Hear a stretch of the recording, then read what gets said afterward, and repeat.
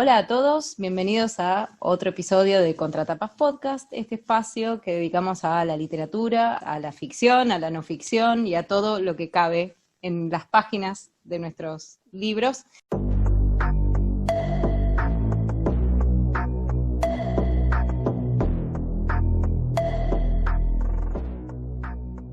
Mi nombre es Florencia Spudington y me acompaña Yamit Zuluaga. Hola, hola Flor, ¿cómo andas? Seguimos acá leyendo, ya estamos en las últimas lecturas, ya estamos en los últimos libros del año, este va a ser el último ciclo, y bueno, muy emocionados porque con este ya tendremos 2 años seguidos haciendo este programa, más de 50 episodios, así que bueno, a todos muchísimas gracias por caminar con nosotros este sendero, y hoy tenemos una invitada muy especial, que también es colombiana, ya que estamos hablando justo de escritores colombianos, tenemos a mucha gente que lee muchísimo, que comenta. Ella es una mujer que yo conocí hace 7 años estudiando un posgrado acá en Buenos Aires. Es Susana Avendaño, vive ahora en San Pedro, en Antioquia, así que le voy a dar paso para que nos cuente un poco. Susana, bienvenida, cuéntanos un poco de tu recorrido, de por qué nos propusiste este libro y cómo ha sido tu relación al leerlo en ese momento. No sé si ahora lo volviste a leer o lo volviste a repasar, y también específicamente tu idea de Margarita García Roballo, que es la escritora, porque sé que la entrevistaste y que tuviste como un acercamiento a ella, así que te doy la palabra y bienvenida a Contratapas. Flor, Yamid, muchas gracias por esta invitación. Y desde las montañas del norte antioqueño, mucho frío está haciendo en este momento, pero con mucho entusiasmo, con muchas ganas de participar en este espacio tan bonito que sigo.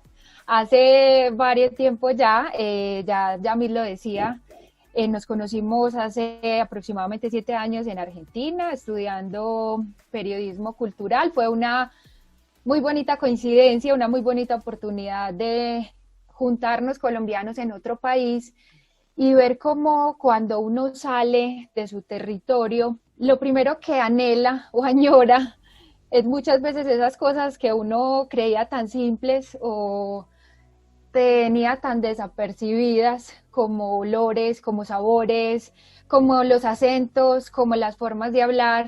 Entonces salimos del país con muchas expectativas de maravillarnos con nuevos mundos y terminamos maravillándonos precisamente con lo que tenemos en nuestro propio entorno y lo vamos buscando. Entonces esa fue una bonita coincidencia que nos reunió a 4 colombianos en esa especialización de la Universidad Nacional de La Plata, Wendy, Santiago, Yamid y yo, y bueno, ahora continuamos conversando también y hablando de los temas que nos interesan. Sí. Lo que no aprendí de Margarita García Roballo, una cartagenera que se fue a vivir a Buenos Aires también como buscando eso que tal vez no se encuentra tan fácil aquí en Colombia, que es una industria editorial o esas oportunidades de crear círculos de personas que comparten intereses, que quieren escribir, que quieren dialogar, no por imposición o por tener un trabajo y ganar plata, que es gran parte de lo que nos han enseñado en la cultura colombiana, trabaje, trabaje, trabaje, sino como encontrarse para compartir gustos, para compartir intereses, intenciones, de reflejar a través de las letras, de plasmar en versos, en frases, todo lo que construye nuestra identidad. Entonces, bueno, eso fue lo que me acercó también a Margarita García Roballo y a este libro, Lo que no aprendí, y con lo que no aprendí a buscar otras lecturas que ella también tiene como referencia ahí en sus escritos, y también a entender un poco de ese lenguaje híbrido, eso que nos va construyendo poco a poco con las experiencias que vamos viviendo. Entonces, eso es lo que podemos encontrar en un libro como este. Tú tuviste la oportunidad de leerlo. ¿Por qué elegiste leerlo en esa época? ¿Ya habías conocido el trabajo de Margarita? ¿La conociste primero a ella? Porque también estamos hablando también de esta literatura como transnacional, ¿no? Porque ella es una escritora colombiana que escribe desde Buenos Aires, como dice Susana, pues buscando ese espacio que en Colombia a lo mejor no es tan amplio ni tan desarrollado, y que también se me asemeja mucho al proceso de acá de Argentina cuando se habla de los escritores exiliados, ¿no? En la dictadura y demás. Mucha producción de argentinos en otras partes, en Estados Unidos, como Silvia Moloy, en España, en Europa. A lo mejor Flor nos puede ampliar un poco más el tema. También podríamos llamar literatura colombiana a los colombianos afuera o literatura argentina a los argentinos afuera.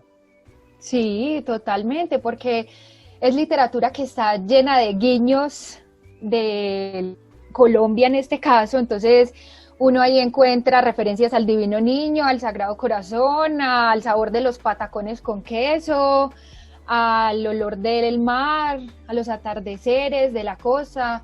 Entonces es un libro que, aunque con el lenguaje híbrido que ella construye entre las palabras colombianas y argentinas, es totalmente un libro donde se refleja la colombianidad, por así decirlo. Aparte habla de su niñez, y su niñez pasa en Colombia, ¿no? Eso es como la trama del libro, principalmente. Sí. Es una niña de 11 años hablando de sus hermanas, del alboroto de su casa, de su padre. Y ahora le pregunto a Flor, que es la argentina, a ti de nuestra conversación, ¿te asemeja a Colombia algo en estos libros? ¿Te acerca a la cultura? ¿Te acerca a una idea de qué puede ser nuestro hermoso país? Bueno, a mí, primero, con respecto a esto de la literatura colombiana, que lo estábamos pensando, o sea, estamos leyendo libros de autores colombianos, pero es cierto que es como, es medio encorsetante, ¿no? Pensarlo así, porque es como que a veces por ahí nos obliga como a cerrarnos o a mirarlo de esa manera, cuando ni los propios autores se leen como autores colombianos o autores chilenos o argentinos, ¿no? Justo Margarita García Roballo es una escritora que piensa mucho el tema de la identidad asociado o el tema de la nacionalidad, mejor dicho. No en este libro por ahí puntualmente, pero sí la he escuchado en entrevistas decir que es como para ella es una situación, es una cuestión, digamos, compleja, ¿no? Que no termina de resolver en su fuero interno, porque además es una mina que viajó un montón, no solamente vino acá a Argentina, sino que vivió en México. Bueno, cuando empieza a contar, estuvo en Estados Unidos, en Barcelona, bueno, después acá en Buenos Aires, y además ella dice que por trabajo también viajaba mucho, bueno, ahora ya es madre y le cambió la vida, pero digamos, está más instalada, es cierto, en Buenos Aires, pero bueno, es una persona que tampoco es que habla de la nacionalidad como de una manera más tradicional, ¿no? Como que, y el sentimiento de patria, ¿cuál es? ¿No? Son como cosas que surgen cuando habla de su vida o de su biografía. Así que en ese sentido, bueno, podemos hacer un paréntesis. También habíamos dicho que nosotros elegimos temas arbitrariamente, ¿no? Son temas que nos permiten hacer lecturas diversas, que salirnos un poco de nuestro espectro de lecturas, ¿no? Y ofrecer también oportunidades a que otros recomienden, ¿no? También por eso va los temas que elegimos. Hago esa aclaración porque por ahí si no, sí, queda medio cerradito, ¿no? Lo de qué es ser colombiano, ¿no? O qué es ser argentino, digamos, ¿no? Lo de la nacionalidad. Sobre todo que, digamos, ahora vemos que todas esas fronteras se han abierto, o sea, ya no es como solo qué nos hace ser colombianos o qué nos hace ser argentinos, sino que somos una mezcla, estamos a un clic, estamos a una cámara, a un equipo de encontrarnos con otras identidades. Entonces cada vez que hablamos con otras personas, que descubrimos otros mundos, pues crecemos también. Entonces no es tanto como la colombianidad en su máxima expresión, sino algunos rasgos que nos identifican o nos llevan a ciertos territorios y a ciertos lugares. Sí, además habría que decir que en lecturas como esta se da cuenta que las experiencias son muy compartidas, ¿no? Porque vemos a esta niña narrar, que es Catalina, de 11 años, ¿no? Nos cuenta, pero sus problemas con las hermanas son los mismos problemas de hermanos en cualquier parte del mundo, ¿no? Su conflicto con la madre se repite en muchísima literatura de cualquier parte del mundo, lo mismo con el padre, con los vecinos, ¿no? Hay como una configuración familiar que ronda con los mismos temas, con los mismos conflictos y con las mismas tragedias también, ¿no? La cuestión de la abuela, no sé, ya un poco a la trama del libro, nos recrea como todo un pasaje en un pueblo colombiano que también habría que decir se asemeja mucho a los ambientes de García Márquez, porque es la costa colombiana, la costa atlántica, así que pueden haber ciertas similitudes, pero si les parece, antes de seguir hablando, podemos leer un poquito del principio de Lo que no aprendí, de Margarita García Roballo, aquí en Contratapas Podcast. Esa tarde yo tenía 11 años. Eran las vacaciones de junio de 1991 y mis hermanos y yo estábamos frente al televisor mirando propagandas. Por la ventana entraba una luz potente que me daba directo en la cara y me hacía entrecerrar los ojos. Por eso no podía ver bien a mi mamá que estaba parada enfrente. Su papá se murió, dijo mientras se envolvía el pelo en un moño. Nadie dijo nada. Isabel, mi hermana mayor, se levantó del sofá y se quejó del calor. Antes ya se había quejado de otra cosa, del olor. Afuera, en algún lote, estaban quemando basura. ¿Qué se va a morir?, dijo fastidiada. Tenía puesto un short que se amarraba en las caderas como si fuera un pañal. Mi mamá la miró con los párpados caídos. Hasta ese momento no me había dado cuenta de que estaba llorando. Tenía el delineador chorreado y quiso limpiárselo con la mano, pero lo que hizo fue regárselo más. «Pareces un mapache», dijo Isabel y se acomodó el short que le subía en la entrepierna. «Ve a ponerte algo decente», dijo mi mamá. Después me miró a mí. «Tú también». Yo tenía puesto mi disfraz de hawaiana porque estaba practicando una obra de teatro con Gabito, mi hermano menor. Él me preguntaba, ¿de dónde provienen las flores de tu cintura? Y yo, después de un giro completo en punta de pies, le decía, de todos los príncipes de Europa.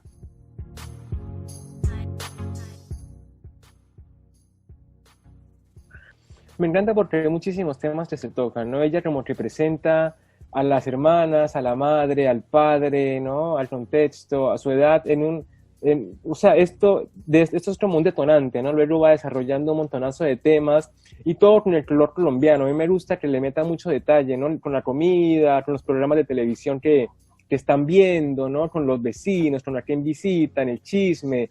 Me parece que en eso se logra mucho la idea de particularizar en esos aspectos que marcaron su infancia, ¿no? Bueno, el comienzo me parece muy en sintonía con García Márquez, efectivamente, ¿no? Hay como una cosa que se abre ahí del realismo mágico, con esta persona que parece que está muerta, pero al final no lo está. No.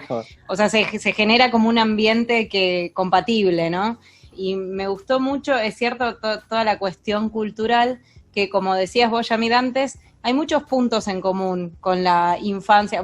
Yo también viví la infancia en los 90 y no veíamos novelas venezolanas en Argentina, no se usaba mucho, pero sí, por ejemplo, El Chavo lo veíamos, y también esta cosa de el amor por lo importado que aparece acá, ¿no? Con esta familia que tiene acceso, que viaja mucho a Estados Unidos, toda esa admiración por la importación y los productos nuevos que venían, que era impresionante la cantidad, ¿no? Como que objetos nuevos que eran extranjeros y que obviamente te llamaban la atención, ciertas golosinas también, ¿no? Todo eso, todo ese mundo infantil, digamos, invadido de repente por productos de afuera, eso yo pensé que había pasado nada más en Buenos Aires y me llamó la atención encontrármelo acá también en Colombia. Por ahí faltó la mujer toda bronceada, que acá en Argentina en los 90 todas las mujeres muy bronceadas siempre. Pero bueno, esas cosas sí me llamó la atención. Y después que justo yo viajé me fui de vacaciones, quiero decir, conozco esa zona, Santa Marta, que la mencionan, y me encantó, me gustó además reencontrarme con esos lugares que de turista visité, y Boca Grande, cuando lo mencionan también fui, nada, esa parte sí, anecdótica mía, pero me encantó. Sí, habría que decir que ella también posiciona a su familia en un rango social muy específico, ¿no? Porque su padre es una persona, un político muy importante que se retira y decide no seguir haciendo Rita, o sea, no seguir haciendo dinero. Entonces es una familia como que, si bien se puede pensar en un estrato alto, no tiene los ingresos para soportarlo, ¿no? Porque ellas no tienen los productos extranjeros, chismosean a las amiguitas que sí los tienen, claro, ¿no? A estos vecinos que los invitan a su super casa con piscina, ellas no tienen piscina, ¿no? Entonces es como una caída en desgracia. Incluso lo remarca en el libro, nosotros vivíamos en una casa pero sin piscina. Sí. Claro, le da importancia a esos detalles, y también me dio mucho esta forma de narrar de Jane Austen en Orgullo y Prejuicio, ¿no? Una casa con un padre que se encierra en la biblioteca y nadie lo molesta, una madre que grita, que insulta, que va, que viene, que está agitada, ¿no? Y un montón de niños dando vueltas, ¿no? Dando vueltas, tratando de encontrar su lugar, de divertirse, de hacer travesuras. Entonces esto también hace hace que uno pueda relacionarlo con muchísima otra literatura que excede por mucho lo colombiano, ¿no? O lo latinoamericano incluso. Sí, de las cosas que leímos en el podcast también me hizo acordar mucho a uno que leímos hace poco, donde también de nuevo está el punto de vista infantil y todo lo que implica el punto de vista infantil, ¿no? Porque todo eso que no se entiende, que no se conoce y una cosa que decía Margarita en una entrevista y que me pareció que era coincidí, que es cómo desde el punto de vista infantil o desde la mirada infantil, cosas bizarrísimas entran como naturales. Y me hizo acordar a... Matar a un ruiseñor. Claro, pero también tenés esa cosa de aproximarse a la mirada adulta con cierta extrañeza y entender con una naturalidad que para la mirada adulta es sorprendente, cosas que no están del todo bien, ¿no? Y acá me hizo mucho acordar a ese libro. ¿Cómo retomar esa voz infantil, así como lo dices? Es que bueno, ya soy adulta, me han pasado ciertas cosas, ¿qué de esas voy a retomar para contar? Y uno recordar un poco y ubicarse en un espacio, en un tiempo, y tomar eso que uno construía en ese momento, recordar, tratar de ir a ese espacio y plasmarlo en un libro. Eso también es muy interesante, porque en ningún momento es la voz de una persona grande hablando, soy una niña, sino realmente es una niña que está viviendo cosas que vivimos los adolescentes normalmente, y uno tal vez por las cohibiciones, sobre todo aquí en Colombia, aquí se vive, digamos, de una manera muy tradicional, y sobre todo, por ejemplo, el personaje de este libro que dice es de una familia católica.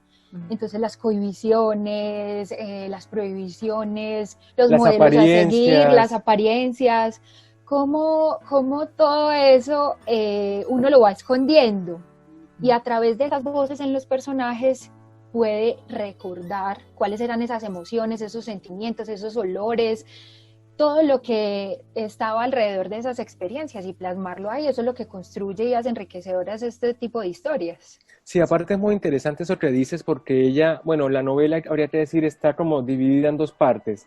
Es toda la primera parte donde narra ella toda esta infancia con su padre, porque también que toca muchos temas, ¿no? La política, habla de política de una manera muy argumentada, habla también de las ciencias oscuras que el padre practica, y bueno, y lo cotidiano. Pero luego hace un corte, y la segunda parte de la novela es ella como en el futuro, ya allá en Buenos Aires, tratando de testimoniar cómo fue que empezó a escribir esa novela. Y algo muy interesante que me gusta mucho es que ella dudaba de su capacidad de ser verídica, ¿no? Ella decía, mis recuerdos de esa época pueden o no ser reales, puede ser que me los inventé, puede ser que no los recuerdo bien y los he llenado los huecos con otras cosas, puede ser que me han contado mis hermanos o mi madre a ciertas circunstancias, y ella intenta preguntarle a los hermanos cuál era la verdad de ellos, ¿no? Cómo recuerdan al padre, cómo recuerdan esa época, y decide no hacerlo, ¿no? Decide que en todo caso, si va a contar la historia, la va a contar como ella la recuerda, sea o no cierta. Que es muy importante, porque a mí me pasa mucho que yo a veces veo fotografías de cuando yo estaba niño y no, o sea, cero registro de memoria, pero a partir de un tiempo empiezo a suponer como a ver esa imagen en movimiento, que había alrededor. Como si lo hubiera vivido, y esa sensación se prende, pero no es real, porque en realidad el recuerdo no está. Y precisamente yo me acuerdo que en uno de los trabajos que hice, cuando la entrevisté, recalqué una frase con este tema, y dice: esa noche me dormí pensando que la memoria de una familia eran muchas memorias, tantas como miembros tuviera esa familia, tantas como secretos guardan entre sí.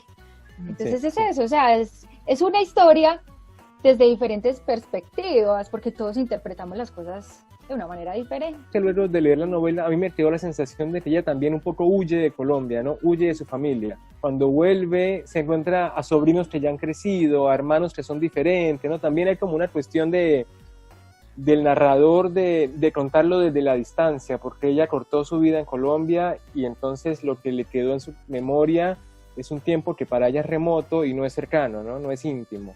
En alguna parte de la conversación que tuve con ella también me comentaba que si se hubiera quedado en su casa, en Cartagena, tal vez no hubiera podido llegar a escribir lo que ha escrito, porque uno está en un contexto diferente. Entonces estamos aquí en Colombia y es la fiesta de una cosa, la de otra, y vamos allí, y el paseo, y es muy difícil. Y nadie le publica a uno, y no nadie hacen publica. lecturas de... Sí, es más difícil, hay que remarla más. Es complicado también uno centrarse como a escribir y a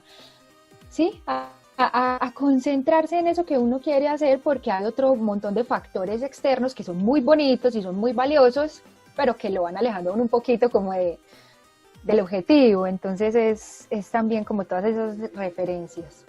A mí me gustó de la novela una cosa que, retomando algo que vos decías, y que me parece que es como uno de los pilares fundamentales, y es la cuestión del secreto o de los secretos y de lo que no se dice en las familias, que eso es muy propio, por lo menos acá también, ¿no? Digamos, de la estructura tradicional familiar, que siempre tiene un núcleo muy oscuro, ¿no? Siempre yo la otra vez hablábamos con unas amigas de los libros de las historias de terror, por ejemplo, y siempre está la casa embrujada, ¿no? O siempre hay ese secreto familiar que no hay que revelar, ¿no? Y cómo realmente se vuelve algo perturbador y sirve como trama de novelas de terror porque es algo muy, muy tradicional en las familias, ¿no? El ocultamiento del pecado o, bueno, en fin, todo lo que no se quiera revelar y no se quiere mostrar, y esa falta de... Bueno, y eso lo vemos en esta novela, justamente en esa primera parte. Tenemos una nena que no conoce la verdadera identidad del padre, digamos, ¿no? Como que tenemos unas relaciones padres-hijos un poco... No fluyen esas relaciones, por lo menos, ¿no? Distanciadas. Está el mundo adulto muy separado del mundo de los niños y hay poco intercambio, ¿no? Pareciera que hay poco intercambio. Y no se meta en conversaciones de adultos, eso. Claro, totalmente. Y a la nena la vemos, a Catalina, que es nuestra protagonista, que es la narradora además, que está ahí como bola sin manija, ¿no? Como que salta de un lado al otro, pareciera que nadie le presta demasiada atención. También Gabito, me dio mucha pena, pobre, que lo mandan a lo de la abuela y se olvidan del nene, pobre, ¿no? Como que al hijo menor. Sí, el hermano menor de Catalina. Y justamente como esta desatención de los padres muchas veces la expone a riesgos a Catalina, ¿no? Que desde la vida, o desde el punto de vista infantil, no se perciben como eso, ¿no? No se perciben como un riesgo. A mí me encanta la idea de que ella cuenta que su padre es misterioso, ¿no? Pero ella no entiende el misterio de su padre. Ella siempre cree otra cosa hasta que empiezan a ver esas luces de por qué se muere y no está muerto, ¿no? De qué es lo que hace, cómo atiende a la gente que está haciendo fila en su consultorio. Y es súper delicado porque, no sé en Argentina, pero en Colombia la brujería y ese tipo de cosas místicas son especialmente muy difíciles de explicar y de contextualizar, ¿no? Porque si bien ella tiene una familia súper normal, con un tipo que es abogado, que es muy conocido, que es respetado, también tiene ese lado oscuro, ¿no? Y ella le dicen todo el tiempo, tu padre tiene poderes, pero no lo cuentes, ¿no?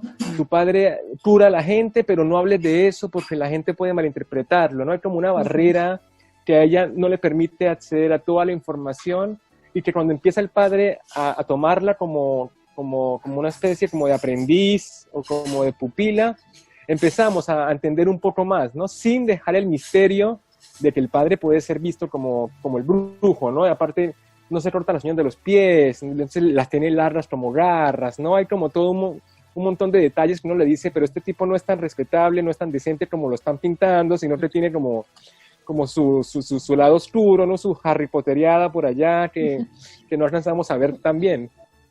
Ahí es donde está el tema de las apariencias. Vivimos de apariencias, pero que en realidad somos cuando estamos solos, cuando estamos en la seguridad del hogar, cuando estamos en la comodidad de nuestras casas.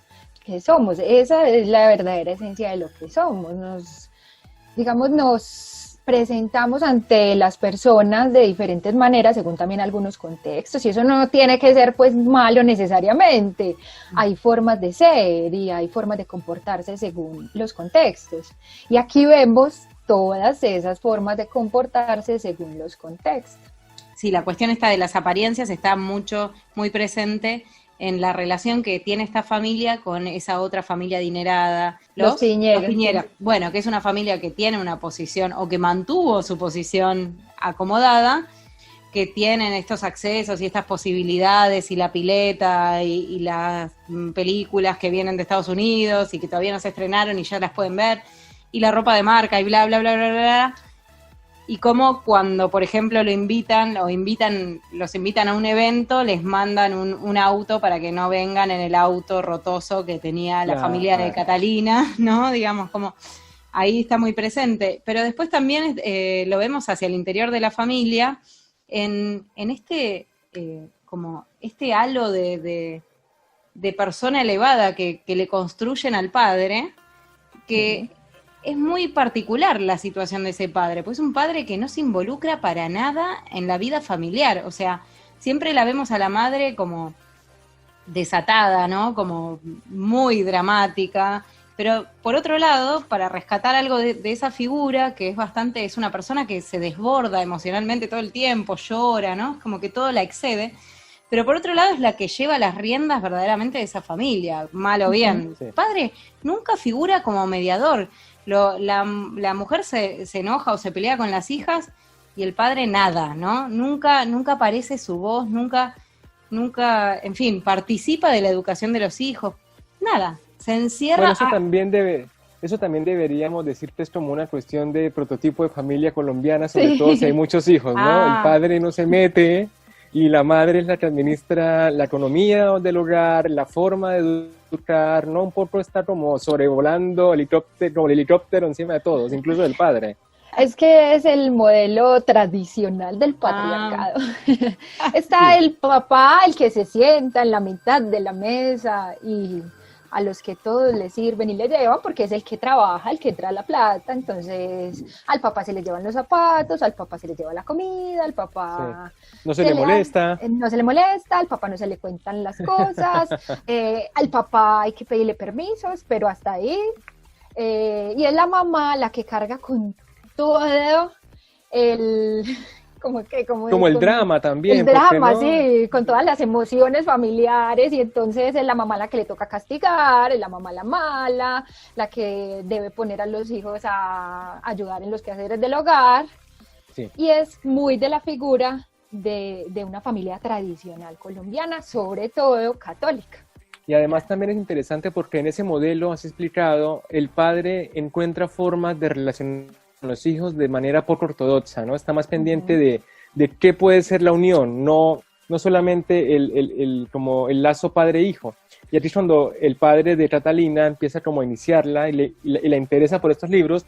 Y hay una parte muy interesante donde él empieza a dar un libro sobre como este tipo de ciencias ocultas, y él le dice: lo importante no es saber cosas porque sí, sino elegir qué quieres hacer con lo que sabes. ¿Por qué?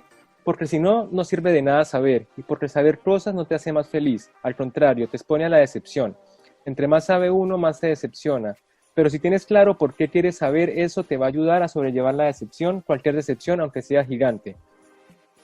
Bueno, a mí como lectora no colombiana me gustaría que si pudieran ustedes contextualizar un poquito qué estaba pasando en 1991, porque hay una referencia directa a la situación de, por ejemplo, una nueva constitución que me llamó la atención, la verdad. De Pablo Escobar también. La situación de Pablo Escobar, sí, eso más o menos todos conocemos, porque bueno, es una figura que ya es internacional y además hubo una novela y todo, pero lo de la nueva constitución, por ejemplo, era algo que yo no conocía. No sé si quieren poner un poquito en contexto. Sí, bueno, lo que pasa es que en Colombia la constitución que estaba vigente hasta ese momento era una redactada en 1886. Cuando se volvió a hacer una constituyente fue hasta 1990, porque la que está vigente ahora es del 91. Entonces justo está pasando ese momento en el que se está modificando todo eso, que es también el mismo punto de inflexión en el que el narcotráfico está haciendo más, y como toda la guerrilla está siendo el punto de más violencia, ¿no? Era a final de los 80, principios de los 90, Pablo Escobar muere en el 92, en los 80 mataron a varios candidatos presidenciales, a Galán, a Pizarro. O sea, el país estaba realmente muy encendido, ¿no? Entonces, si habláramos de recuerdos, por ejemplo, para mí los 90, y no sé si para Susana, haber crecido en esa época era ver en las noticias todo el tiempo retenes, muertos, la guerrilla tiraba bombas en los pueblos, destrozaba todo el pueblo y quedaba solamente en pie la iglesia. O sea, eran momentos en los que la sociedad estaba sobre todo muy hirviendo con el asunto de la inseguridad y solo se hablaba de eso, ¿no? Esos son mis recuerdos de esa época. Sí, es muy curioso porque, bueno, a manera personal, cuando yo llegué a Buenos Aires y prendí el televisor para ver las noticias, yo me sorprendí. Yo decía, pues, ¿qué son estas noticias? Uno aquí en Colombia estaba acostumbrado a escuchar, a ver noticias sobre las bombas, sobre los secuestros, las pescas milagrosas, el narcotráfico, y uno llegar a Argentina y ver unas noticias que hablaban de hurtos, de algún incendio, pues de cosas fortuitas, era muy complejo. Entonces también ahí Margarita en ese libro retrata y hace como una historia como si fuera algo de resiliencia. O sea, todas esas cosas que estaban pasando en el entorno político y social del país, como de cierta manera nos tocaban a todos, pero también el entorno familiar se desarrollaba de forma normal, porque pues, no se dejaban de hacer las reuniones familiares, obvio, no se dejaba de tener las referencias de otros países, de llevar una vida normal. Entonces nosotros estuvimos acostumbrados a vivir mucho tiempo en guerra y para nosotros es normal ese contexto, aunque claro, es muy doloroso y lo reconocemos y hacemos memoria y es muy doloroso de todo lo que ha sucedido. Es muy normal encontrar ese tipo de referencias en los libros y también es muy normal ver cómo las historias se desarrollan en ese contexto que para personas de otros países puede ser un contexto duro.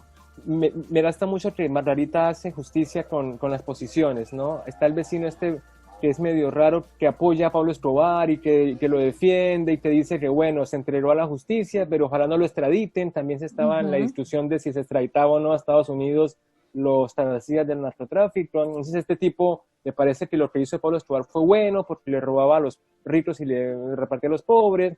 Estaba la posición contraria de que el tipo es un delincuente, ¿no? Estaba también la pugna conservadores liberales. O sea, juega con un montón de matices sobre opiniones, que es como sentarse en Buenos Aires y hablar entre peronismo y no sé qué, y no sé y cuál. Dictadura. ¿No? Sí. Y allá lo que nos pasó fue que allá o sea, esos debates se daban como en presente, porque es que la guerrilla empezó en 1960, entonces era un tema que iba arrastrándose año tras año, ¿no? También creo que hay una postura de Margarita, y es que tampoco se podía hablar muy abiertamente de estos temas tan delicados. Se hablaban de puertas para adentro, con los amigos, con los vecinos, pero no salía a defender a Pablo Escobar, ni a defender al conservador. O sea, había como todo un ambiente también de silencio, y ella aprovecha este libro también para contar eso de una forma muy libre, que poco se ve en la literatura colombiana que yo he leído, porque si es narcoliteratura, lo afrontan con mucho cuidado, ¿no? Pero lo argumentan, profundizan. Ella hace como una especie más como de collage en el que nos muestra que escuchaba una niña con toda esta cosa tan densa andando, ¿no? No sé, yo pensé que estaba como de algún modo haciendo un paralelismo, por eso les preguntaba a ver cómo se vivió, qué experiencia tienen con eso, porque ella está haciendo una biografía familiar, pero está puntualizando en la figura del padre, y en este primer momento hay un periodo, o sea, es un momento de su vida, de ella como nena de 11 años, de descubrimiento del padre, digamos, hay como una relación en la que ella empieza a conocerlo como un poco más cercanamente, al descubrir que el padre, más allá de su profesión como abogado, tiene esta, no sé, aparentemente estos conocimientos o este acceso no sé, a cierta actividad mística con la que ayuda a la gente ¿no? Nunca vemos si efectivamente eso se concreta o si son habladurías y cosas medio de pueblo, la verdad. Pero ella está admirada, está como muy emocionada de lo que el padre hace, ¿no? Hay como toda una cosa muy de mucha expectativa y de una mirada muy, muy optimista o muy de mucho afecto con respecto al padre, pero después tenemos, ¿no? después tenemos la caída, ¿no? Como la frustración o más bien la decepción con respecto a lo que el padre era, ¿no? Y ahí el distanciamiento. Y yo me preguntaba si no había un poco un paralelismo con respecto a lo que estaba pasando en el país, porque yo lo leía como esto de gestar una nueva constitución, la posibilidad de que una figura máxima del narcotráfico sea condenada y juzgada con todas las de la ley, como si eso no generara cierta expectativa positiva en la población o en la gente, como de algo que nos hace avanzar, ¿no? Que nos hace crecer, algo que por lo menos nos da como orgullo, no sé, ¿no? Que nos da cierto respeto con nuestra nación, y después la decepción. Escobar se fuga, lo terminan matando así nomás, no sé, de una manera medio rari.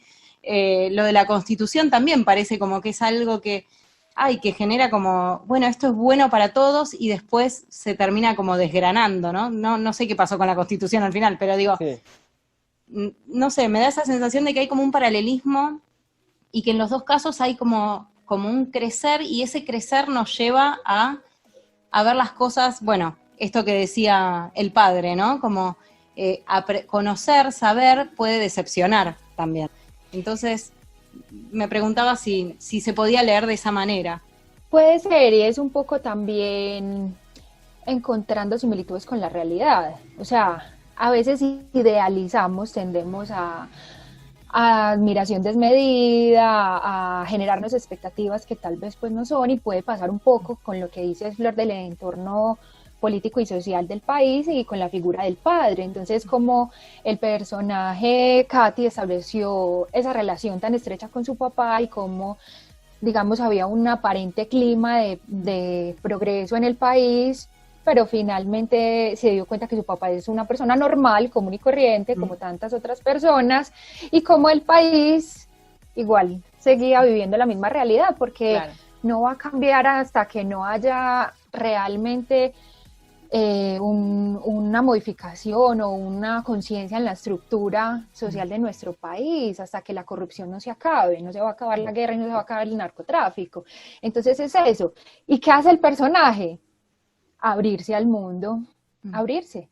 Sí, justo eso es interesante por muchas cosas, pero primero pensaba cuando hablaban ustedes del tema del padre, es que también ella encuentra en esa figura a alguien a quien puede admirar, ¿no? A ella le gusta leer, es curiosa, y ningún otro miembro de su familia le puede dar eso que ella no puede compartir sino con el padre, ¿no? Por ejemplo, la lectura, lo de husmear y eso por un lado. Y por el otro, habría que decir también que no sé cuál es el imaginario social que se tiene sobre la guerra en Colombia, pero Pablo Escobar de alguna forma no era el rey del mal, ¿no? Era un tipo que sí, era todo lo malvado desde el cartel de Medellín. Luego había el cartel de Cali, había la FARC, el ELN. O sea, no era como el rey de la maldad, era uno de los grupos, pero el tipo era el más visible. Entonces también hay que ver que no porque Pablo Escobar hubiera muerto se derrumbaba toda la organización. No, era como es una fragmentación que siguió hasta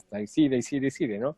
O sea, hay un montón de detalles y de un contexto que de pronto no se alcanza a visualizar tanto en las series y como en conversaciones de bar, ¿no? Que es donde uno como colombiano afuera le preguntan, che, Pablo Escobar, y bueno, tenemos que sentarnos 7 horas a explicarte cuál es mi perspectiva, ¿no? Cuál fue mi visión. Y que yo no tengo cocaína. Y que yo no trafico droga, claro, por supuesto, estás bajando el número equivocado. Pero entonces ella sí hace eso, Margarita con su personaje sí empieza como a tocar todos esos temas sin profundizarlos, pero sí tiene la lealtad como con su familia, su crecimiento, de establecer que de eso se hablaba en Colombia, ¿no? Y su padre rechaza, por ejemplo, la oferta de irse a trabajar a Bogotá con el gobierno. Eso también dice mucho de un tipo que no es ambicioso, y por eso la mamá se pone brava, ¿no? Porque ella también quería participar de los viajes a Miami. O sea, hay toda una cultura nacional muy interesante que se desglosa en pequeñas partículas. De pronto uno como colombiano las agarra al toque, pero para otra persona puede ser más difícil interpretarlas de forma más cercana a la visión global que se tiene.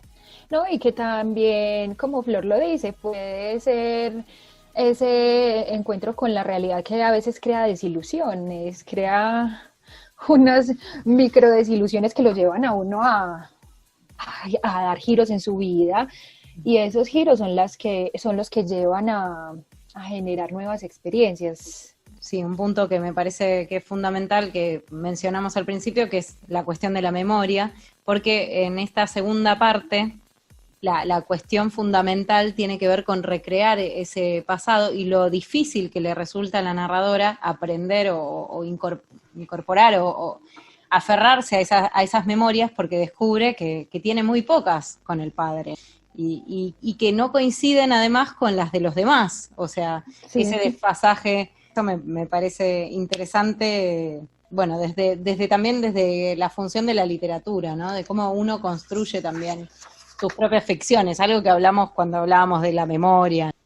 2 puntitos, yo para ir cerrando con mi intervención, Dale. Si me acaban las ideas, habría que aclarar, no, yo lo digo porque lo sé, el padre no es brujo, o sea, lo decimos porque ya lo denota como ciencia oculta, pero lo que el tipo hace es trabajar el poder mental, ¿no? Que es como toda una teoría filosófica e incluso metafísica que interpreta que hay una forma de que por medio del poder de la mente y desarrollar el poder de la mente uno puede sanar, ¿no? Que es una vertiente en realidad muy científica, porque el tipo no es que sea un místico, sino que es un sabio que adquiere un conocimiento que puede ser malinterpretado, ¿no? Entonces hay lecturas, incluso para quien le interese saber qué hacía el padre de Katy, el Krimaleón, los 7 principios, la metafísica, la ciencia cristiana, la escatología en Estados Unidos. O sea que hay toda una cuestión muy, muy estructurada y no es como que un tipo medio chamán y medio no, es un señor sabio que practica algo que en la real realidad se puede investigar. Y otro puntito, para ver si lo comentamos así ya mientras vamos cerrando, es que también hay en Katy un despertar erótico, ¿no? Con este hiposo que medio beso, / abuso, / cosas. ¿Ustedes cómo lo leyeron? Ahí ya sí se mezcla un poquito la visión de la mujer, recordando o haciendo memoria sobre esos momentos. Tal vez para la niña de 11 años sí despertaba algunos sentimientos, algunas cuestiones, pero la mujer ya puede interpretarlo de otra forma. Incluso en la segunda parte del libro también hay referencias como cuando ella recibió la noticia de la muerte del padre y dice que estaba con X y ella cogió el teléfono y le chorreaba pues como el semen del encuentro sexual que habían tenido. Eso es algo, hablando en la literatura colombiana, es fuerte, pues, sí, porque así no se escribe aquí en el país, o bueno, o no es el común.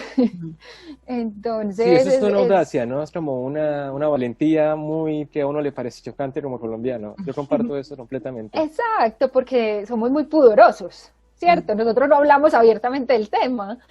Claro. Entonces, todas esas referencias, y como lo dices, Yami, muestran también la transformación tanto del personaje como de la autora.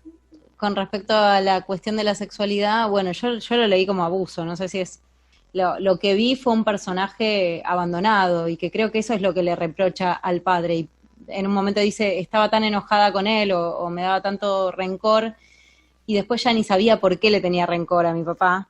Y yo creo que lo que se ve todo el tiempo en esa primera parte de la novela es un abandono de, ¿no? Los chicos menores, las mellizas que son hermanas son casi adultas, ¿no? Adolescentes grandes, tienen un trato distinto en la familia, o bueno, o quizás ya son lo suficientemente grandes como para hacer su vida y tener ciertas libertades, y los niños menores es como que han quedado ahí librados al destino, no sé, este padre que se encierra y esta madre que está como para asuntos más importantes, ¿no? Y entonces, no sé, yo lo leí en esa clave, y después también me resonó mucho cuando en la segunda parte ella habla con este amigo Bruno que la va acompañando, la va ayudando en la escritura, y retoma el tema o sea, no es que retoma, dice, este Bruno le dice, el abuso ocurrió en la familia, o sea, el abuso es parte de la familia, ¿no? Le hace como una referencia a que eso estaba ocurriendo en tu casa. Y ahí me dejó como pensando si... Como es una novela en la que se describe o se habla mucho sobre la memoria y lo difícil que es recordar y cómo la la mente construye ficciones, si no habrá en esa primera parte una representación que en la segunda parte me está diciendo, esta primera parte puede ser ficticia, ¿no? O puedo no estar contándote lo que efectivamente me pasó. O puede ser parte de esas memorias construidas con otros episodios, tipo las novelas venezolanas, por ejemplo. Sí, también. Sí. Se mezcla un poco lo que uno cree que pasó, con lo que pasó, con lo que vio, con lo que le contaron, con lo que leyó. Sí, también hay mucho ahí. Y esa segunda parte es sobre todo muy sincera, ¿no? Muy sincera y muy arriesgada, por como decía Susana, hablar de la sexualidad de esa forma, cuando tiene toda una primera parte muy dedicada a una cultura muy pudorosa, y luego lanzarse con esto, ¿no? Con esto de cuestionar su propio recuerdo. Claro, porque en esa segunda parte también entendemos el significado del nombre, del título de la novela, con esto de que lo que no aprendí, justamente en una discusión o en una conversación tensa que tiene con su madre, que la viene a visitar a Buenos Aires una vez que el padre falleció, y ella le dice, no, ¿cómo hago para acordarme? Y la madre le dice, bueno, los que no nos acordamos lo construimos, lo inventamos de alguna manera. Y ella le dice, pero yo no sé hacer eso. Y la madre le retruca, aprende a hacerlo, ¿no? Como que hay como una cosa ahí muy... Es tremendo ese personaje de la madre, porque ahí como que le está diciendo, como que tampoco se va a hacer cargo de lo que realmente haya vivido la hija. Ella tiene su verdad y no la va a discutir con nadie, por más que ya sea una verdad demasiado distinta de lo que efectivamente pasó. Hay como el personaje de la madre está empeñada en una realidad que no sabemos si es la que efectivamente los otros miembros de la familia vivieron.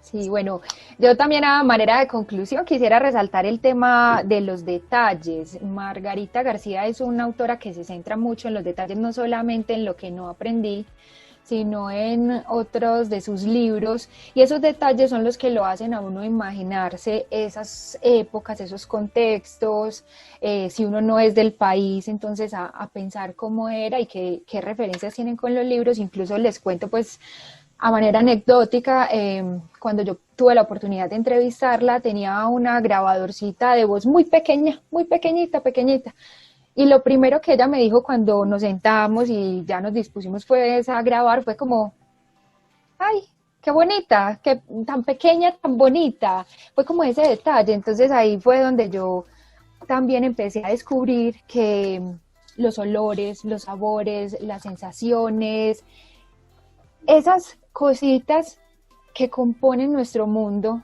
esas microelementos, esos microelementos que están ahí, son también los que enriquecen nuestras historias. Entonces, ver cómo toda la literatura de ella está llena de esos detalles y de referencias a otros autores, incluso incluye referencias de otros de sus libros, por ejemplo, en Lo que no aprendí o en otros escritos.